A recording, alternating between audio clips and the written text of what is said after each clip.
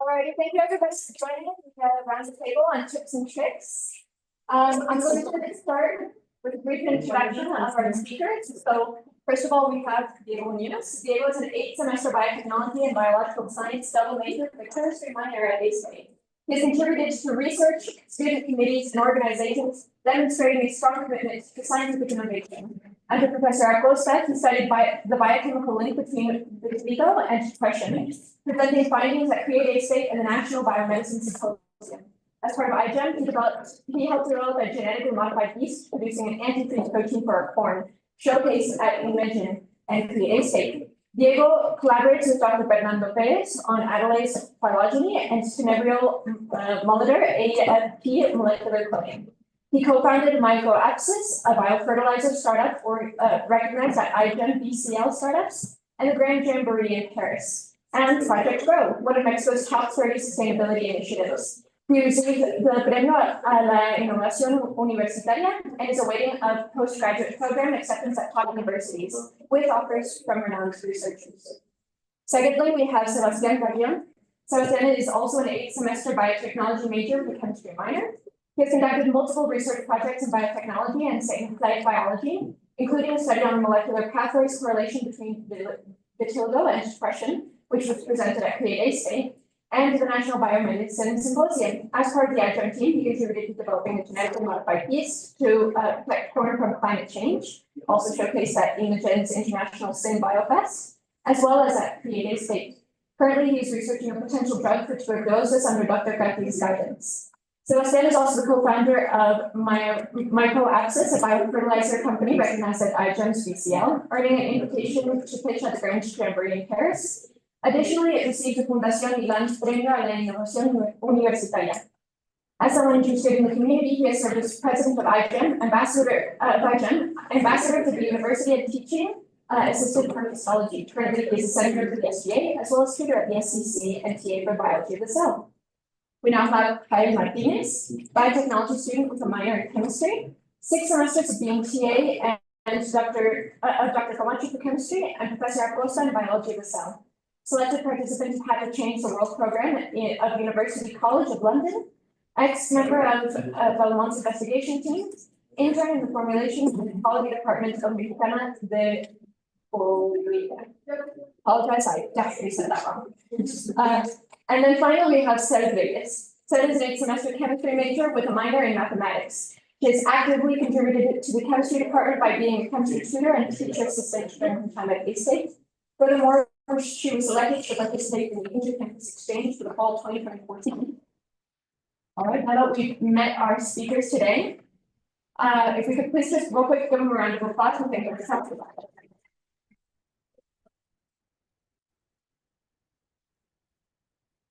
Okay, so I'm going to be starting them off with a question, but this roundtable, because it's rather more informal, you guys can still be asking questions to us.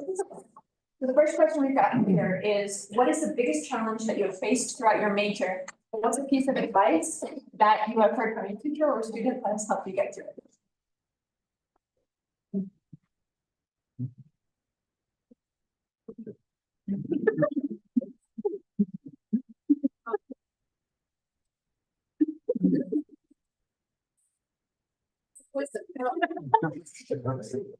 Oh, well, I would say it was last year. I had like really tough classes. I was taking, I think, differential equations, biochemistry, and yeah. And I also was participating in the soccer team. And well, it was tough. However, I remember the words a senior once said. And she was part of the soccer team. She already graduated, but she told me like, normally, in everything you do, you will always give like the 80% of what's best for you. So, for example, that's like your average, and 10% will be better than your average, and 10% will be below your average.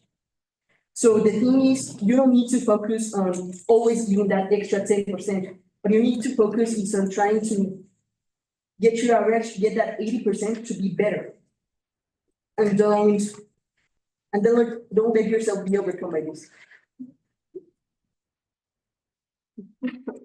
I think it was on my fifth semester. I started having like a lot of doubts, not about like choosing my major, but like what I was focusing it on. And I think like changing the perspective for me going for an interest in academia to me going in an interest to industry, it was a little bit like challenging for me. Because I think here in the school we're a lot focused on academia. And then I started realizing that that's not all that I wanted from my major. And so like trying to get guidance to focusing on that was a little bit rough, and I started feeling like I didn't have like someone to ask for advice on that and stuff like that. So I think that was one of the major challenges because it was it was together with like a lot of questions about what I really wanted in life, not only about my professional and my education stuff, but also like my personal life and what I wanted in the future, like in 5 years, in 10 years. And I think was like my world got very reverse from what I was thinking like 3 months before that. So I think that was my major challenge. But the thing that I started to do it was that I started thinking about how if something is going to happen, it's going to happen anyway. And if not going to happen, it's not going to happen anyway. So if I started worrying about all that stuff, I mean, it wasn't going to stop what it was going to happen. So it didn't matter if I worried or not.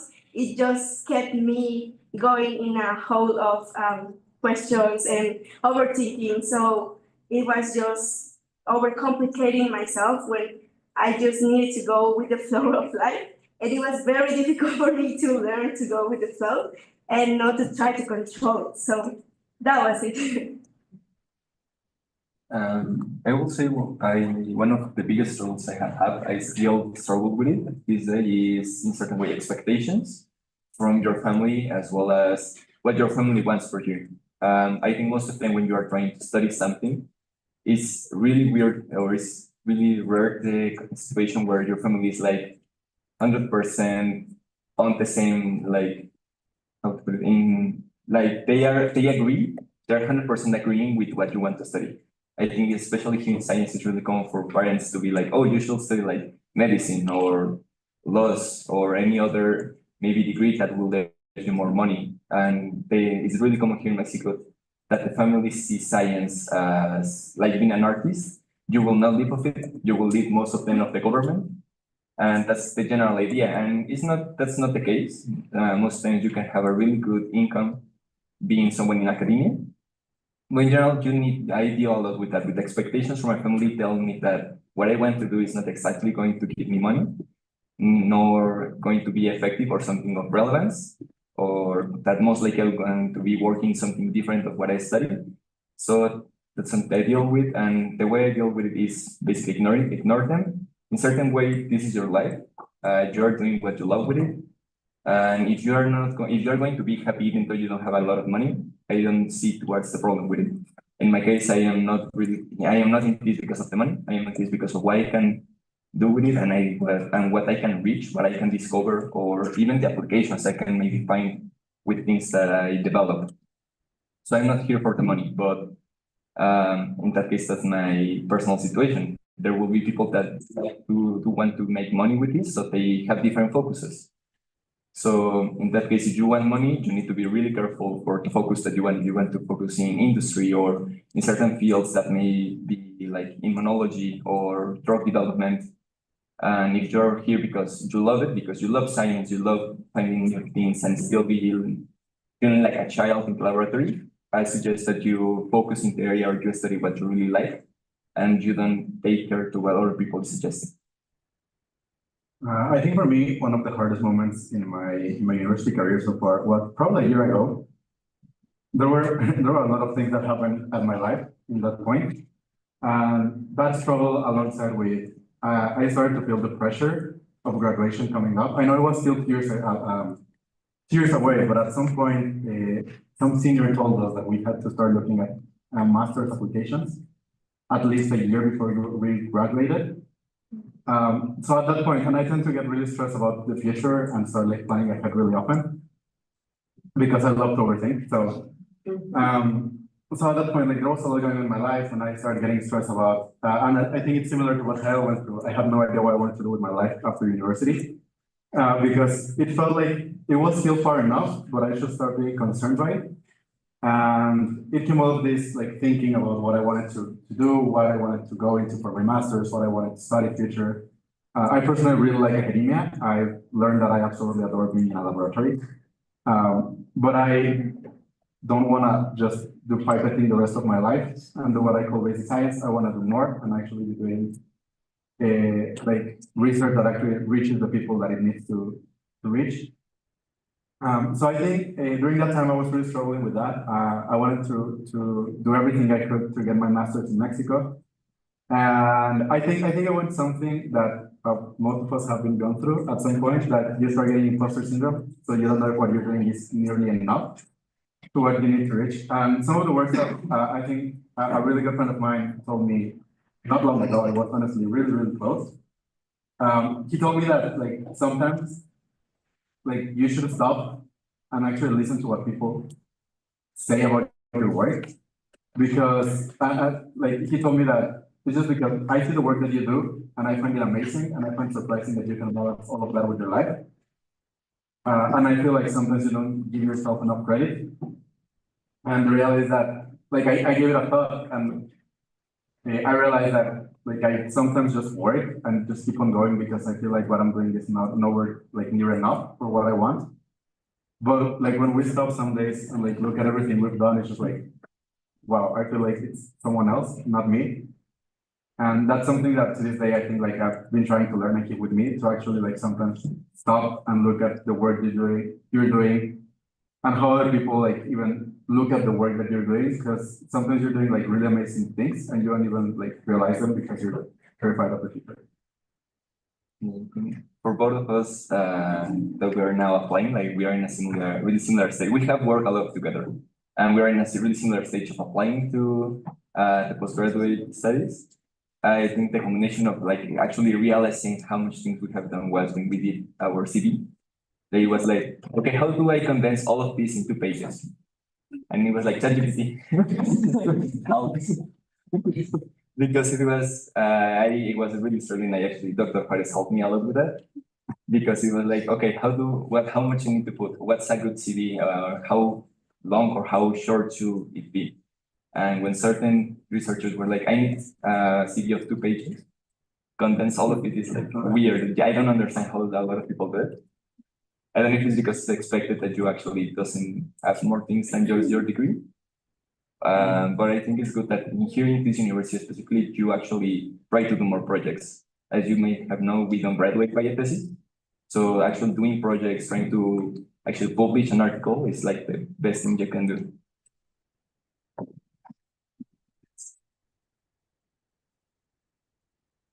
All right, now that we've gone to more of the, oh, yeah, sorry, go ahead. You guys manage your time.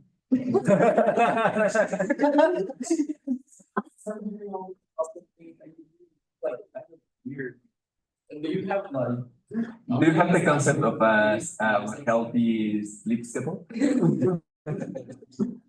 I think I'm guessing a lot of people. We all use the content priorities. So we really put in a balance what's more important for us. For example, I have to put in balance if a personal project is still good for my professional career, but personal, it's more important than my grade in physics, you know.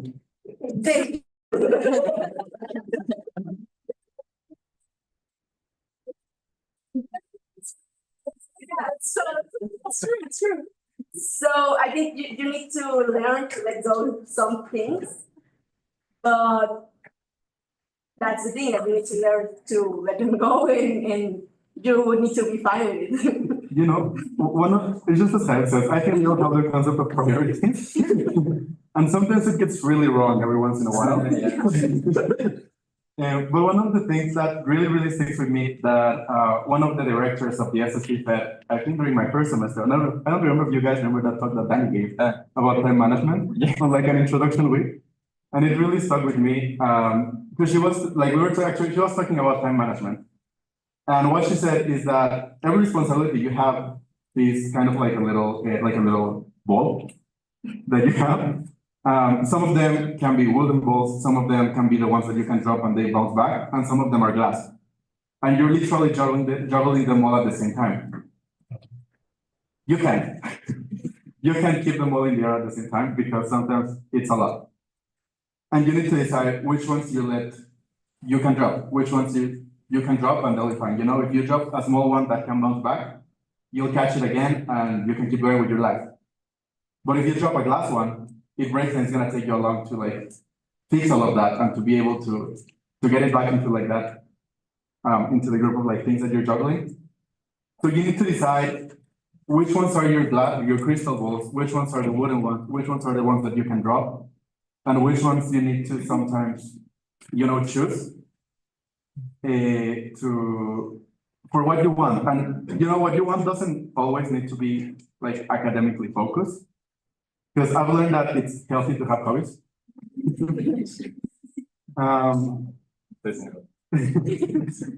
But it's that you need to learn what in that moment you need to prioritize. And you know, it can be your GPA for sometimes because maybe your scholarship is in danger. And you know, scholarships are important, I think. But maybe it can also be your mental health or your social health and your friends. Sometimes it can be a hobby that you really like, that you don't want to lose. And you need to choose, do I start a project that can be good for my CV, or do I lose a hobby that might not give me anything academically, but it makes me happy? And it's learning to prioritize, I think, the ones that gives you a time management, because you need to learn what to let go of. Yeah, and it's really similar to what Kyle said. It's not, you don't need to give your 100% in all of that projects. You can kind of juggle them, giving different levels of effort on all of them. And yeah, some of them you will feel that you're not doing great in some of that projects. And in that case, something is better to let it go. It's not bad to actually leave a project or abandon it, because either you feel it's too much for yourself and you need to take care of GPA or your GPA, or you need to take care of another more important projects, or simply because that project is not letting you do something. There are a lot of projects that actually end up in just an idea, because you didn't have time, or you didn't have the team, or you didn't have the resources to actually develop it as it should have been. So I think that's also an important part, learn to abandon things that maybe you like it, maybe you are really attached to the project because it's a really amazing project, but simply in that occasion or in that situation, it's not the best thing to do.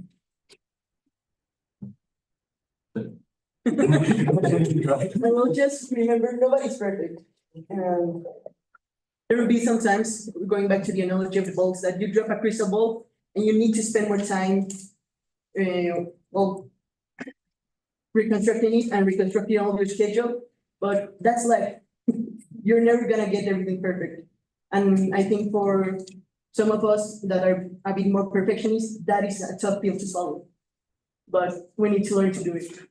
If not, well, it's gonna be more problems in the future that you really don't want. So, yeah. Good question. Along those lines, what do you think is the most essential skill that has carried you through your major? I'm gonna say resilience, because you fail a lot. A lot. Resilience and perseverance. Resilience and perseverance. I have no idea how many times people have told us, or something have told us no, either a person, a situation, the project is not what we expected. Things don't happen. You know, you're in the lab and your experiments get like a 300% yield, right? So in general, chemistry, I remember. So I think resilience, things should go bad really often, and that can apply to absolutely everything. It can be your 300% lab yield. It can be that Your GPA. you slept 2 hours at night because you were working on, I don't know, studying for the biocell proposal, and you slept at 3 in the morning. It can be because, or it can be something a little more serious. Maybe you're feeling sick and things are not going well. Maybe your mental health is bad because there's something going on in your life and you're not doing great. A project that you have developed through all your studies didn't win anything in a competition that you maybe graded to. He's projecting. So that's a story.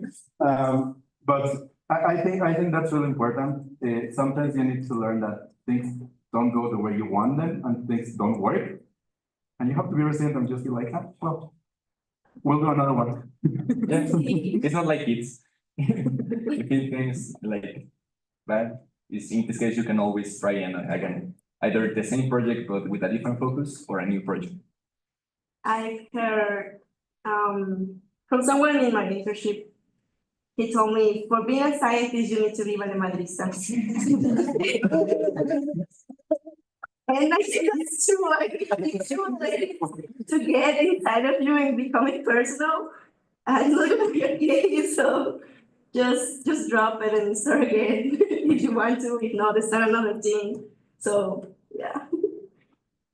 I think what Kyle said it's really important. You need to learn to not take things personally. There's so many people, and I've met it during my internships as well in a research center. People are mean, especially in academia. Like there's nothing else but people are mean, and they're not being mean because they're just saying things about your project that it's probably not right. And I think that applies for everything in life. People just don't like you always. Because I mean, we're not perfect, and there's always people that are gonna like you, people that are gonna absolutely despise you. And if you take everything personally, it's just gonna be a lot to carry.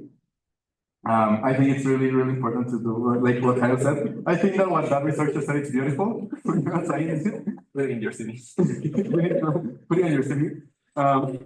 Because like let's say that you're in your master thesis and there's gonna be PIs that are gonna be yelling at you, telling you that maybe you should not be studying that. Really common. And if you let it get through you, you're gonna be. I had a friend who was doing his master's in science, and the PI that I was working with at that time, she was a little bit too much mean to him, and he now works in Amazon. But the reality is that you need to learn to be a little bit resilient and a little bit mathematician with what people tell you, because there's gonna be people that are gonna be just mean to you and be like, your project is trash. And it may be. It might be trash. It might not be trash, but people are mean. Yeah, all the time you fail, if you actually take all things personally, every time you fail, you are going to start blaming other people instead of actually focusing in what's important, in how you can be better, how can you improve the things that are actually not right.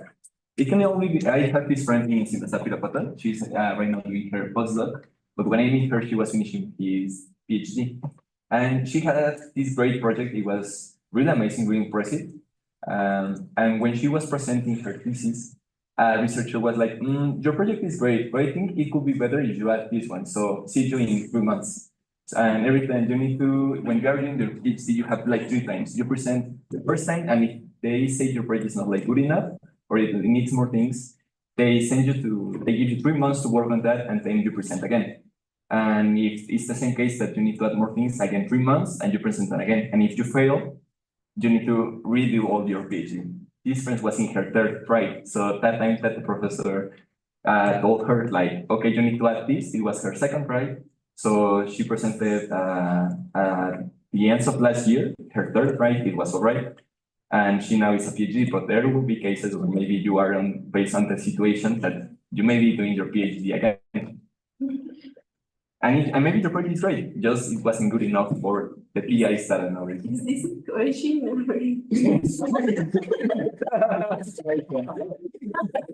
It just said that you maybe have the best project, you may have a project that is worth a Nobel Prize, let's say. But under the situation, it all depends a lot of the situations.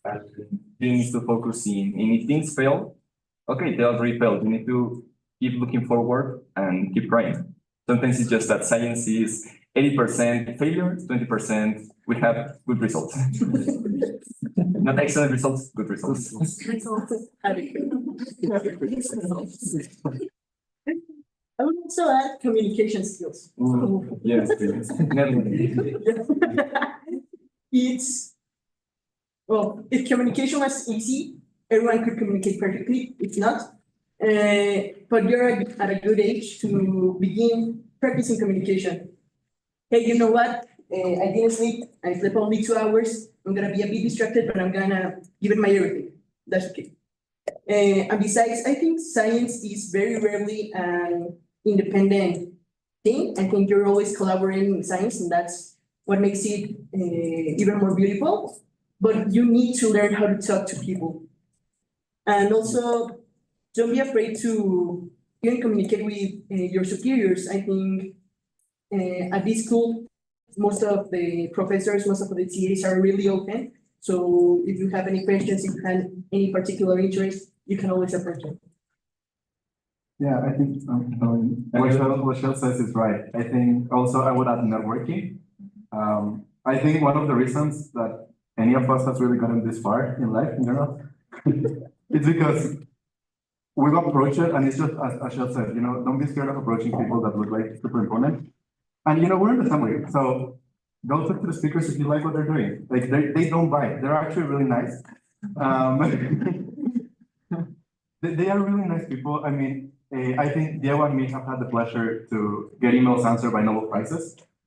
And they're really nice and really simple people. Like I swear, like one of them told me like, I am absolutely done with work. I have moved to Philadelphia to retire for like a couple of years. The Nobel Prize of 20 was Jennifer Doudna. No, that was Kathleen Carico, the one that developed the COVID vaccines. She was like, I am absolutely done with this. I'm in Philadelphia. Don't talk to me right now. I am like, The Nobel Prize of 2022, he was like, I am getting crazy. I already compromised with my family to not work anymore.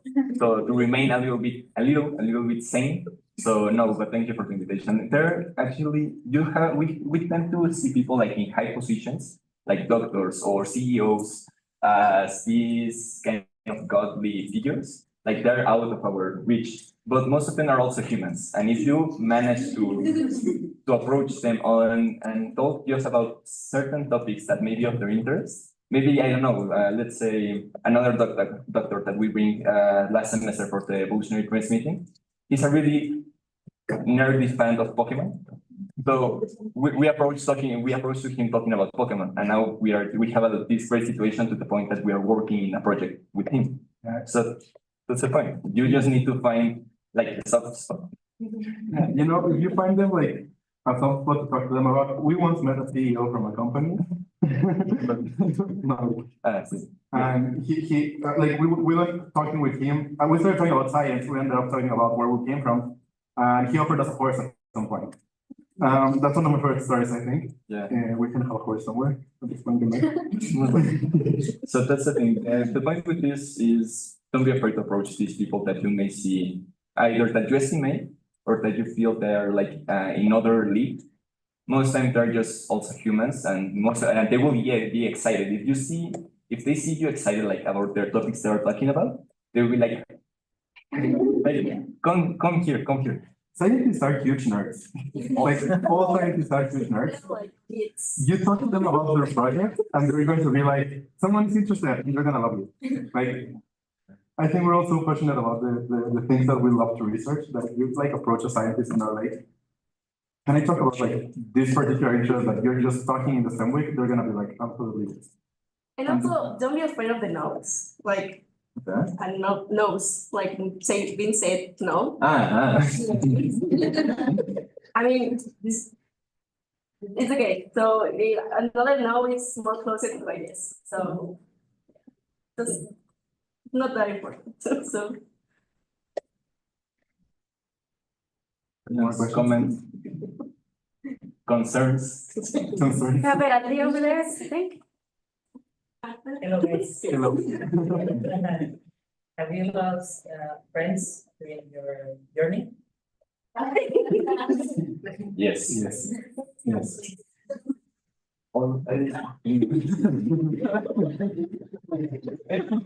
you start working, you guys think in science you can make friends by different reasons, because they didn't like the degree, let's say, and they move on to another degree or they get out of the university. You can lose friends because competitiveness is something that's really common.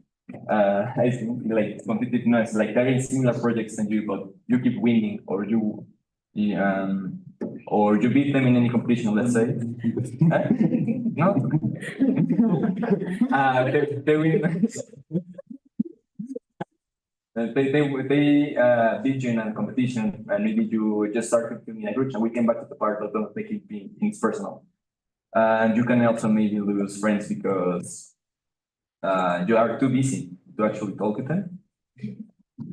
And you can even lose friends because you don't like how they work in the lab. You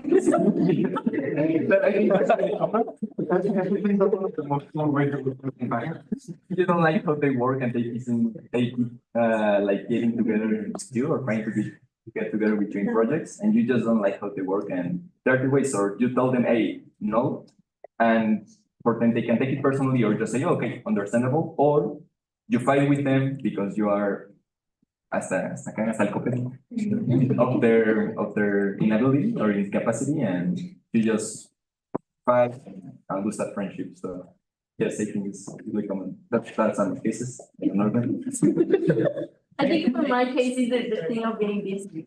Like I have this thing that babies have that if you don't see something, it doesn't exist. So The permanence. Yeah. So having friends, for example, from my childhood that they are still in my hometown, I have friends that I haven't talked with them like maybe since I entered the university. So I'm aware that it's something I have to work in it, and it's my fault. But I know that I probably maybe not lost it completely, but it's not gonna be the same connection because of me, we lost connection for years. So yeah. I'm not actually sure.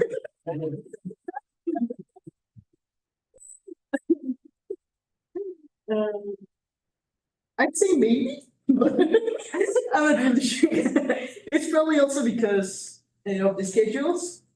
And also sometimes some of the friends go into exchange programs and then you stop talking to them or vice versa. So yeah, it's common. Good communication skills, guys, just going back to it. But other than that, I mean, just remember, relationship, be it friends, boyfriends, girlfriends, special something, family, it's always a two-way street. So you need to put in the effort, but they also need to put in the effort.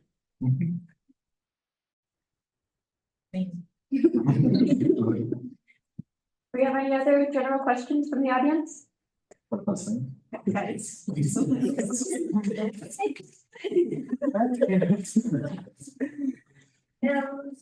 Like, when you're doing your schedules, when you're like starting like the upper level courses and they overlap, what do you suggest to do, or what is like the best overcoming of that?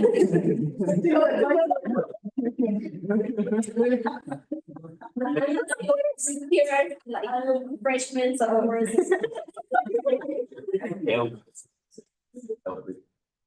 I would say, first of all, go to your advisor. And then if your advisor can't help you, go to the corporate. Say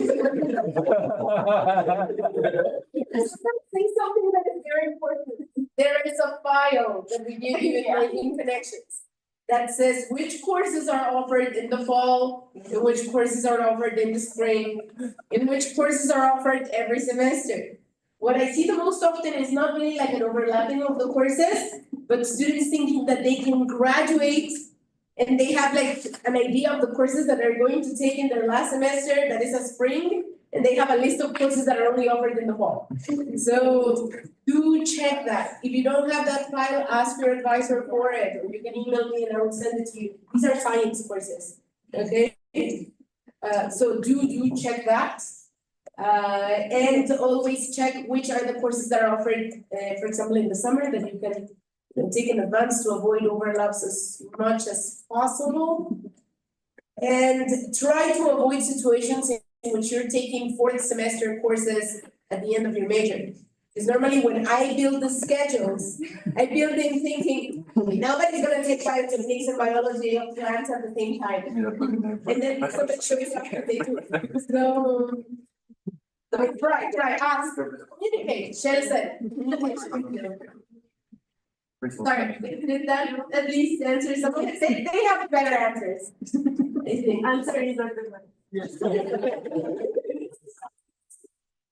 for very emergency situations, I do have authorization for certain types of overlaps. Like if it's a 15-minute overlap, this is something that I can authorize. Is there anyone here for which I have done that?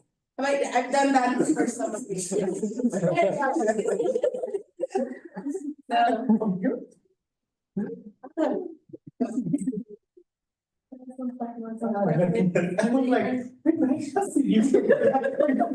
Yes, so when there are situations like that, yes, ideally it shouldn't happen. But how you organize for that, like, what is your focus on that? I'm a chemistry major, like, my classes are 4 people. If you go with them, you may be changing from. Talk to your professors, they're all good. And to your classmates. If you're like in a really tight school, like you actually need to graduate or take that course at that moment, I think you are kind of inevitable. There is not that much you can do. For example, in my case, I was taking the double major in biological sciences and I had like all my things like remotely well planned. Certain things happened, but now I'm just taking one class in my last semester, so which I could have not taken if I had put it when in On the last fall. on the last fall, because I thought that class was also offered in the spring, so you actually need to be really careful with it, because it's not. I think the key here is planning. So I think I did the thing of the file in my first semester. I revised it with my advisor and I revised it with a senior in biotechnology. And because first I wanted to graduate in 3.5 years, then I realized that my mental health will not support that.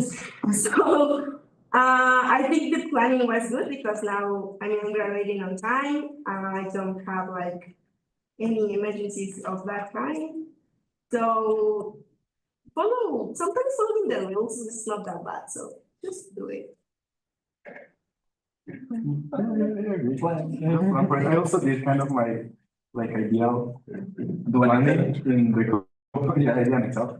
In my first or second semester during making connections, I kind of planned how I wanted my whole degree to go. Of course, it changed eventually, but kind of just having the general idea of what you want to do, it works. And then a year before I graduated, I went with Dr. Fire and I'm like, what do I do? But go with your advisor first. Oh yeah, it's I'm your Dr. Fire is my advisor.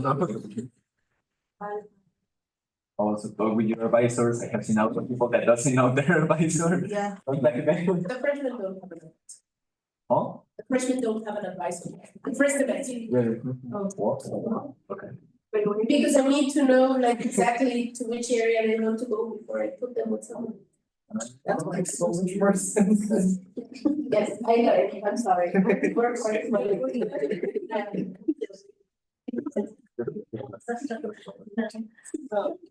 Do you have more questions?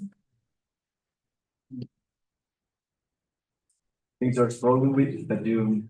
Yeah, something that you're worried about in your, Maybe you're at the point that you don't actually want to study science. And we talk about it, but going a little bit more into time management, like for example, you have a 3.8, 3.9 GPA, right? And so how did you manage to help with everything and also that? I mean, it's a really good question. Following one, I should have no idea.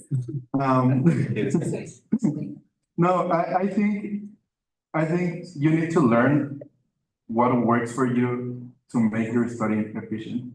I've seen people, and I saw that in my class. I've seen people that actually like study every day 4 or 5 hours during a week before the exam, and they still do like really badly. And it's not because like there are some subjects that are hard for you, there are some subjects that are gonna be easier for you. That happens. I mean, I a bioplans was kind of simple, but also I don't like bioplans, and I really struggle with it. I'm sorry, I'm not a kid bioplans. I mean, who does?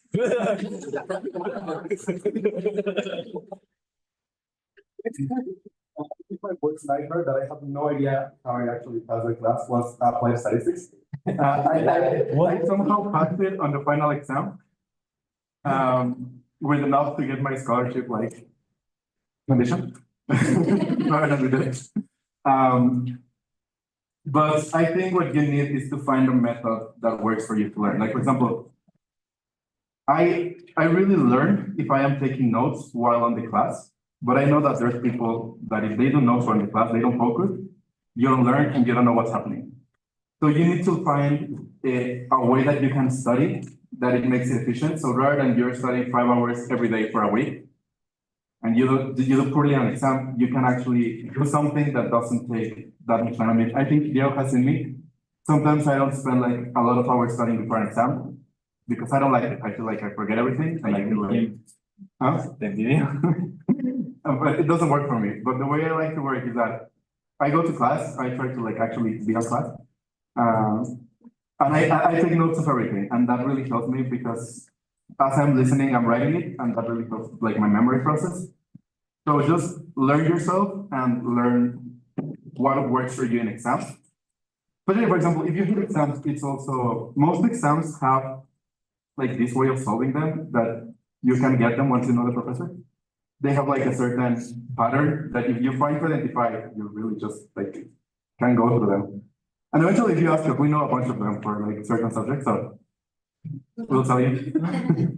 Also, sometimes it happens that you are just not good in exams. It happens to me. I don't have a good GPA in my cases. But it's also because I do really poorly in exams. I am not great. It's not like I spend 5 days studying.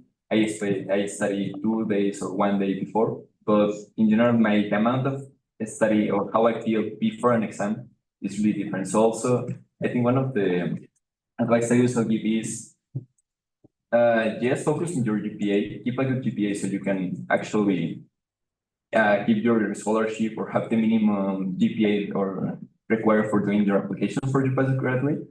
But also focus a lot in projects. If you know you are not the best in exams or in classes, focus in projects, because sometimes it's what a lot of researchers or institutes will search for: how much experience you have and how well you can behave managing a project, which is the case. It's the thing that I did. I know I'm not great in exams. I know I generally don't have the best grades. So I actually put all the projects that I could like fit in my schedule. And in that case, it has been like successful because now I am applying. Different researchers have been like, "Hey, do you want to come to my lab?" So I haven't had troubles with that. You need to be realistic with yourself. Also. I mean, if you know that you're bad in something, make an effort to make it better. Like, it's not bad that you're bad or something, just it's bad that you don't do anything about it. So that's the thing.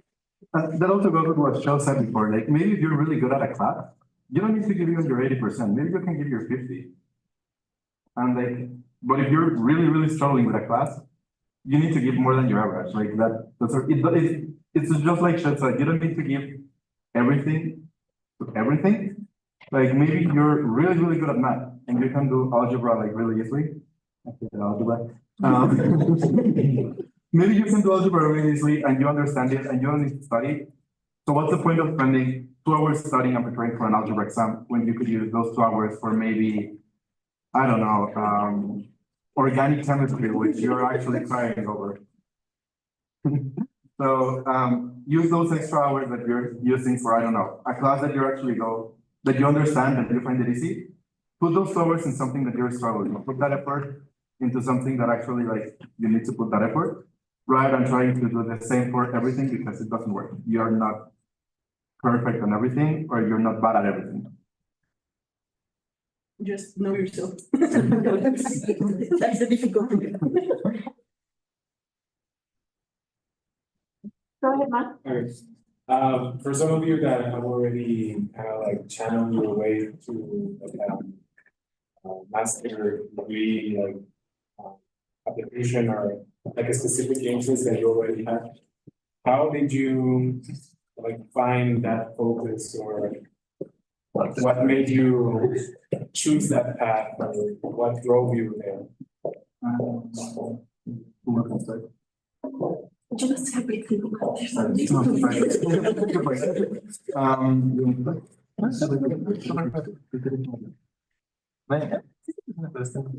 Mine basically I came back to my origins. I was a Dino fan, basically. And when I was like in my fourth semester, I think, I was thinking on what I really like. I thinking biotechnology at first because I really like the idea of genetic engineering. However, as I started seeing like more topics, I started to realize that I really like evolution. And so I started thinking like I really like dinosaurs, I really like evolution, I really like ancient fauna. But I also really like genetics. I was taking the genetics course at that time. I was like genetics is like my thing. So I searched like a name, like is there something like paleogenomics? And it seems like it exists. And I read about it, and I started finding more things about it, the applications that you can actually use for it. Not only the part of, for example, reconstructing the genome of an extinct animal, it may be a mammoth or Tasmanian tiger, but also how you can apply it to molecular evolution and reconstruct proteins that can be useful for drug transport or treatments, vaccines, etc. So in that way, I did that. I came back to the things I already liked, which was dinosaurs in this case. And through that, I started noticing patterns. Like I really like evolution, animals, applications in this case. And it also helped a lot that we had the course of computational evolution given by Dr. Bernardo. And with that, I also realized how much I like the part of reconstructing the history, the phylogeny of a protein, and then applying that to do protein engineering. In my case, it was that. But For me, I've always known that I like kind of the medical area, but I didn't want to study medicine, too much. And I felt like if I would ever go into an OR, I would faint.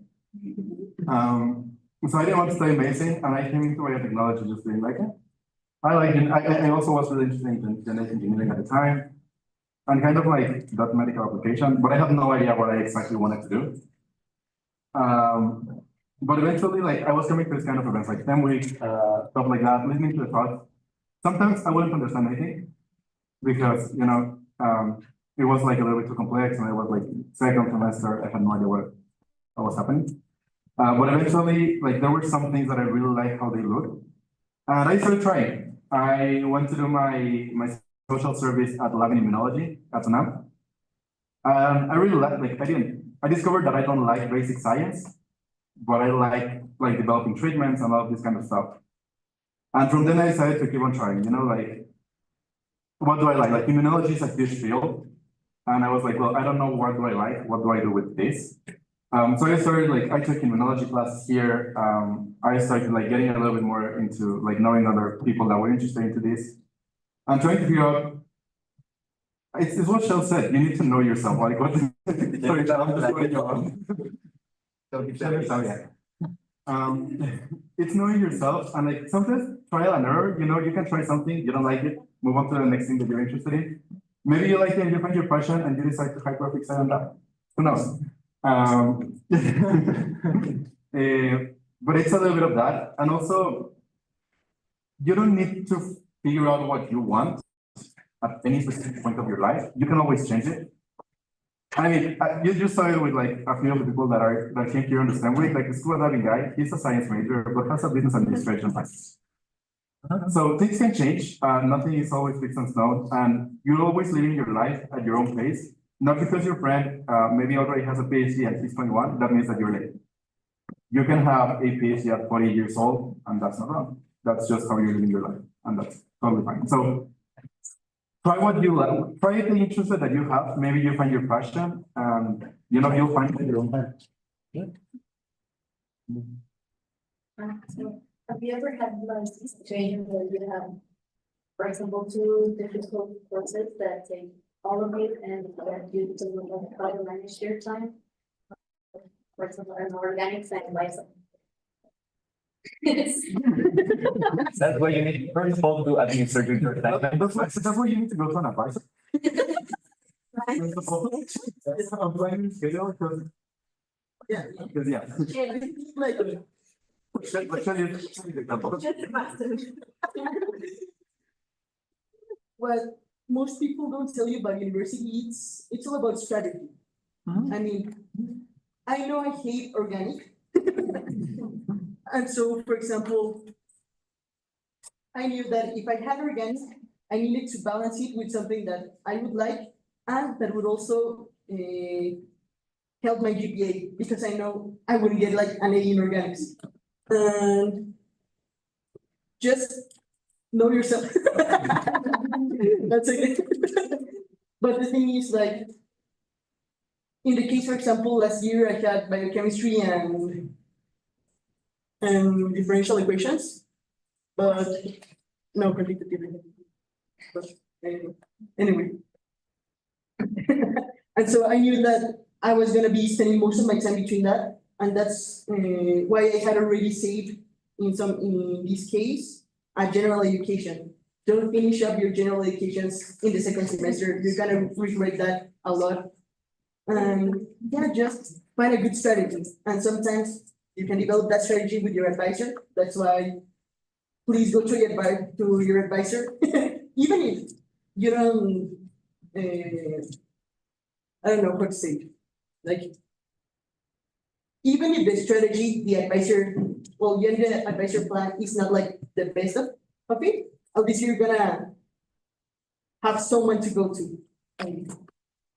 Also I can say about that is that I had a semester where I was taking all of my bio courses. When I say bio courses, I was taking biochemistry, I was taking I was taking organic too, I was taking cell bio, I was taking molecular, I was taking bioethics, and I was taking another thing, it's a lot.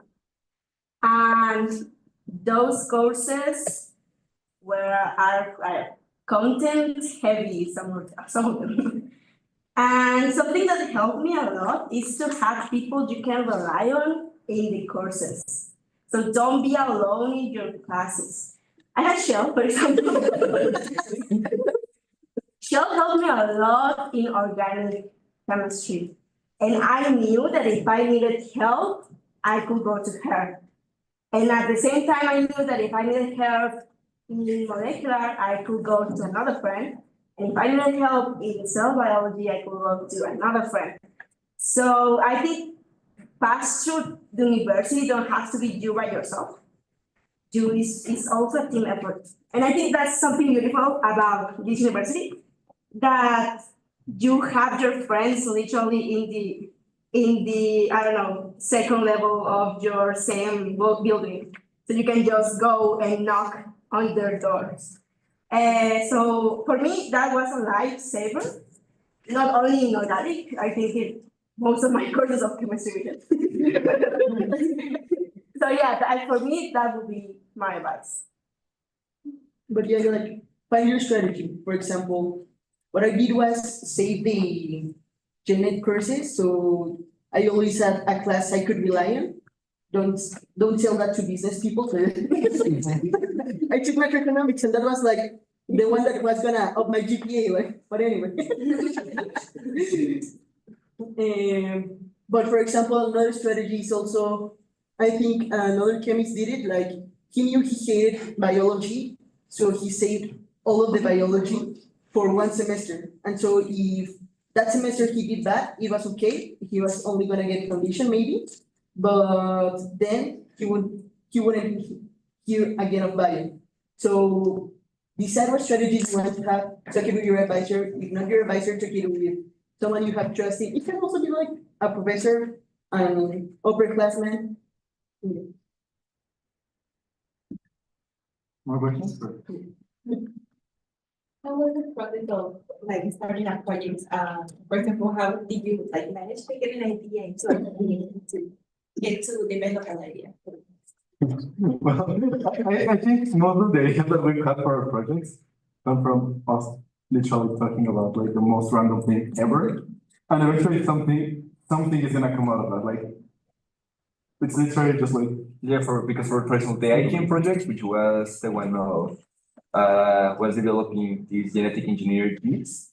It was part of the IGN developing these kind of projects. We didn't have an idea of what we wanted to do. And we knew we may be using something related to antifreeze protein, which is AFP. But there's a little bit of how we can overcome. First of all, we came about the application. And I think that's one of the first things you start searching. Like, you have an idea, maybe you have this protein. Okay, I have this protein prevents water from freezing. How can I apply it? Okay, you can apply it to organ preservation. And then you come with the idea like the suggestion A, and if we use it to prevent corn, for in this case, for freezing during an helada, well, okay, this is really nice. But how do we keep it from the legal? We need to take care of the legal part. And you start talking, you start like doing, maybe not even in a formal environment, maybe you're just having dinner and just like talking about it. And it's just like, hey, and if we modify a cheese instead of the corn. So sometimes it's just like that. it just comes out, like, for example, for the vitiligo project that we did, I think, like, You wanted to do, he was for sex. I was, what? Oh, okay, that's the funny story. You make a matter, so sorry, thanks. It was my first semester, terrible choice, by the way. Don't do that, don't do that to yourself in your first semester. But it was my first semester, and at the time I was dating someone that had psoriasis, which is like a dermatological skin, a dermatological condition. And I was like, well, how do you like research it? Like, what about it, right? And like, I just got like talking, I think, with you, and we came to the conclusion that people with skin disorders have depression. Why? We don't know. We just somehow we got there. Like, We were on the part of, at first it was just like a statistical analysis of the prevalence of mental health diseases like depression, anxiety, and all that in people with dermatological diseases, which makes sense because you have maybe problems of self-esteem. Then we said we wanted to make like a social analysis. That was the original plan. We started researching after, like, we went to Professor Acosta, we told her like, hey, we want to do this. And she was like, okay, we started doing a little bit of research. And we actually discovered that it's not necessarily social, it's a biological thing. And we went on from there and we did it, but literally projects sometimes come, like ideas just come in the most random way, I think. Like, I mean, And I they think one of take my shape, but beautiful- also. the most beautiful story that we have about how ideas come in the most random way is our biosol project. Yeah. We had a fish as a pet. We had no idea which technique we wanted to use. We grabbed two papers, put it in front of the pecera, and our fish jumped. And it was molecular cloning. It was molecular cloning. And we ended up with a project to treat cancer. It was really fun, but sometimes projects happen in the most random way. Like, They also can be like something really formal, maybe it's because you develop it for your master's or your PhD, but it can come also from general interest. Like there is maybe this organism that you really like, or as you must as you reach certain point in la carrera where you have like your favorite protein or your favorite animal, your favorite plant. No.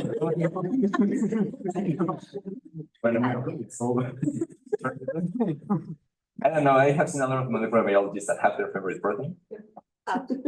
So in that, I mean, not to see. but sometimes you have your favorite protein, you have your like a specific microorganism that you really like. There's some things that you are really interested in. You just like start searching what you can do or where you can apply that kind of interest. In my case, I was really interested in a protein called beta casein, which is from the milk. And by researching with we developed this mechanism to we found it has the capability of drug transport to transport certain drugs and improve their bioavailability. Yes. And we applied to the class, which was evolution reconstruction, and well, we developed our project. So Sometimes it also helps to look around you. Like, what problem do you find? Like, for example, for me, the tuberculosis project that came from Dr. Gada's hand of Dr. Cadiceria. I was talking to her and I was like, I really like pharma. I want to do something in the lab about it. And she's like, we have a lot of aspirin. We don't know what to do with it. You find something to do with aspirin, like we can use it to do something else with it.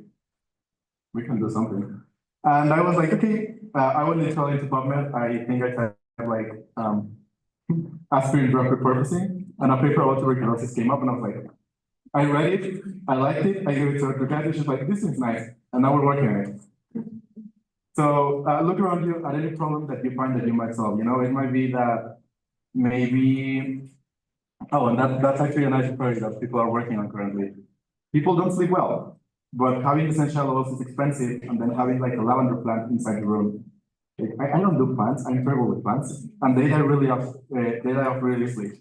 So why not make a plant that is super simple to take care of, that can help you sleep? And you get a project. That's literally start by, you know, looking around you or maybe doing what you said, like looking at what you like, research about it, talk with your friends about it, and eventually something is gonna come up among the lots of things that we say about some stuff. Grow also my project Grow, which I was shocked.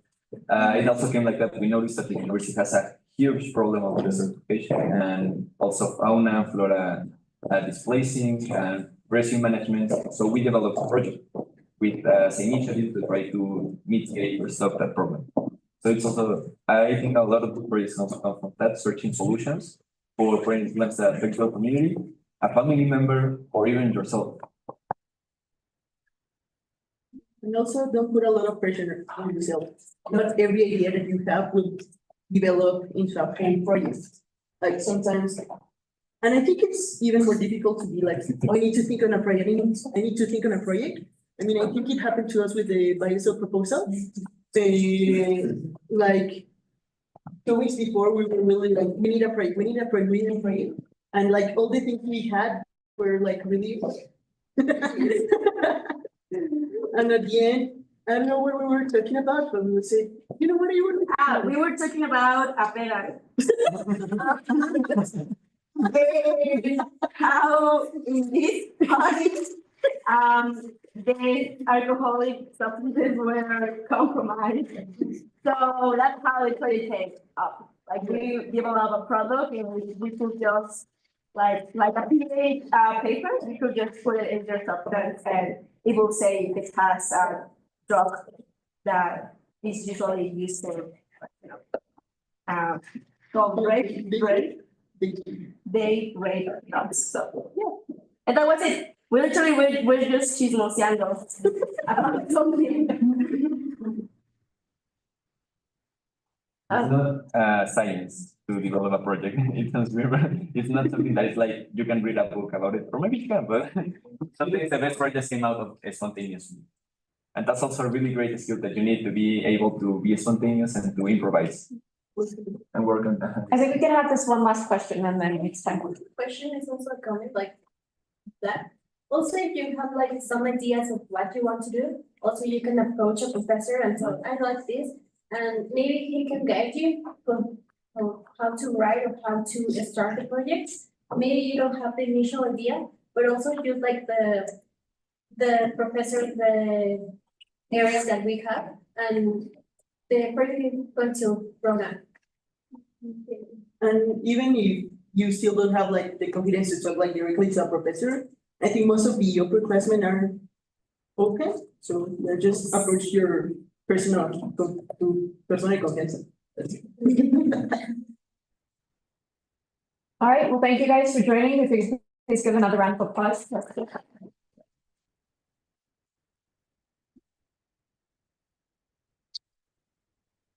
very much for coming. I believe this is the first day of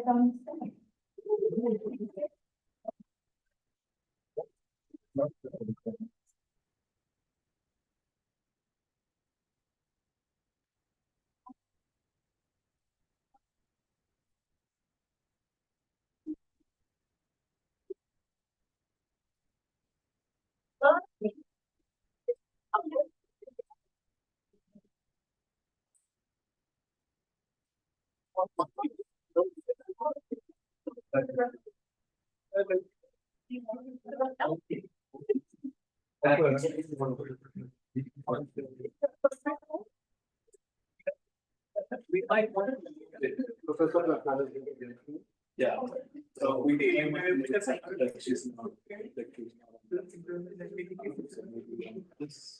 Let's keep. So yeah, we need to take away. Let me see if I'm just about, right? Yeah. You're close the camera? And no le vas a hacer los Like another camera. Sí.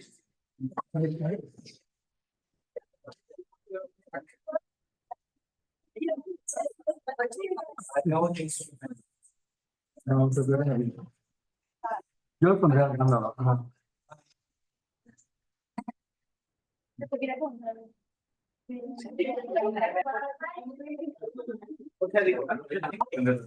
a mí ya no me.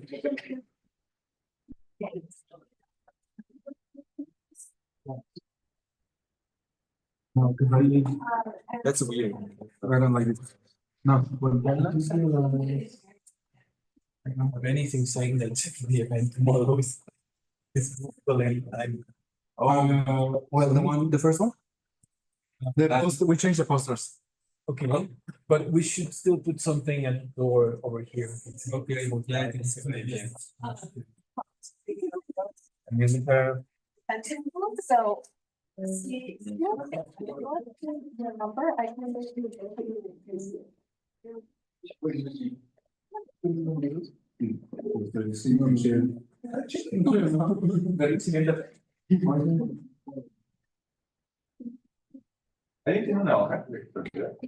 No, I'll print something and we'll put it out. Something that doesn't look.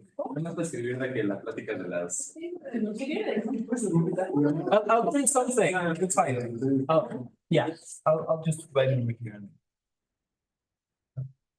Solo tenemos que regresar esta Vamos a borrarla acá porque ya demora. estuvo funcionando bien, pues hasta que ya que la ocupamos realmente, Ya me quiso. ya no quiso. Más ya podemos quedarnos sin calles.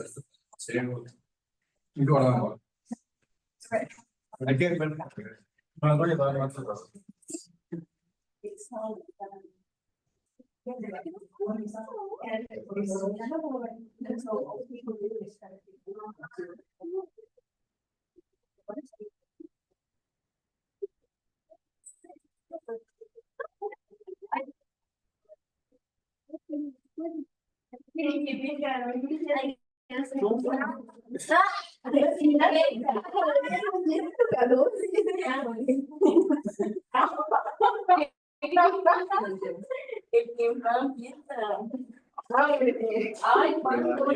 Pan, hambre.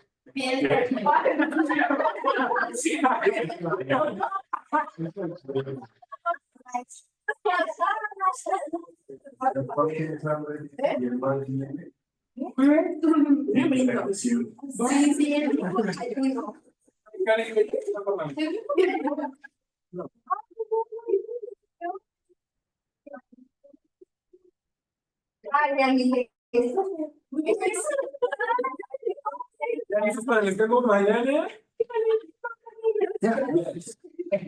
Yes, do some email. Yes, there's a nice bird. Yeah, I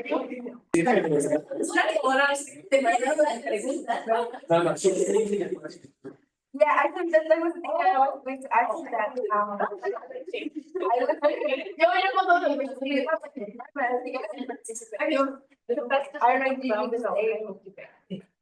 like.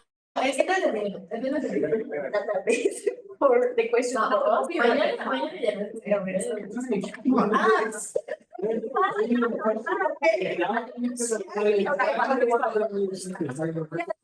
Yes, okay. Mandating other questions Yeah, that- provided by the professor.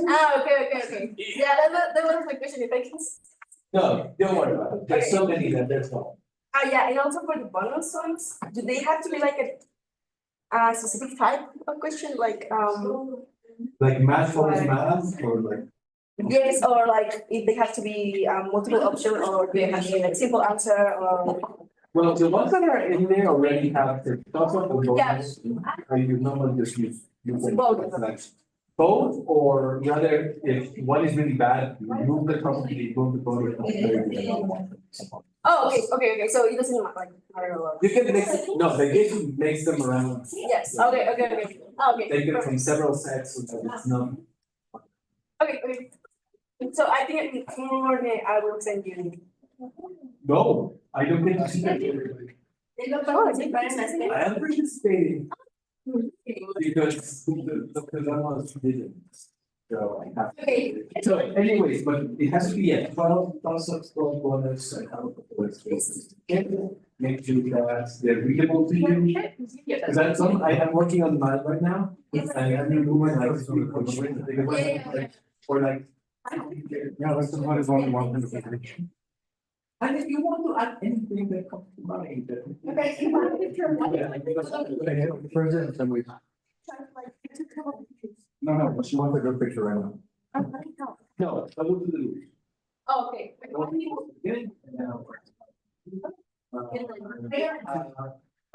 Scorekeeper for you and everything. So I don't know if the team name yet, but I also I'll have them. Yeah, take care. The other thing is, well, I know that you haven't seen them. And the only reason is to be able to check Oh, yeah. if I don't want to. Have them use. with access. Yeah, it does makes it easy to do that. Okay, no, that's good, huh? No. Oh, I have. People, but three. Yes, we should take a picture with whoever's still around to say birthday completers. A ver, tenemos 5 personas. Also, Importante, ¿de qué queremos el país? ¿De qué son? Ay, sí, ¿de qué queremos el baile? ¿De qué Que queremos? no se